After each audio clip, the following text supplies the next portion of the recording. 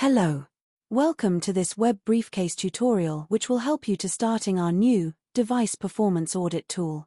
You've probably used a Windows PC which has become slower and slower over time. This causes you frustration and lowers productivity. What can you do? I suppose you could throw the PC in the bin. That would of course be quite wasteful. Actually, you can fix it. Use our free audit tool as a guide. If you need to, you can also share the guide with your IT staff.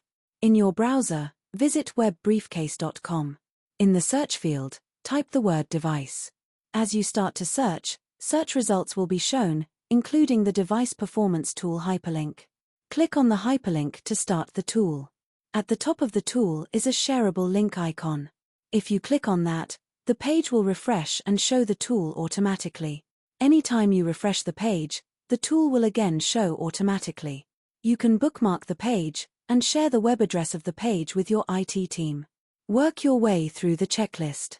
The actions have been presented in priority order with the quick wins at the top, followed by high priority items. The audit tool will remember which of the checkboxes you've checked.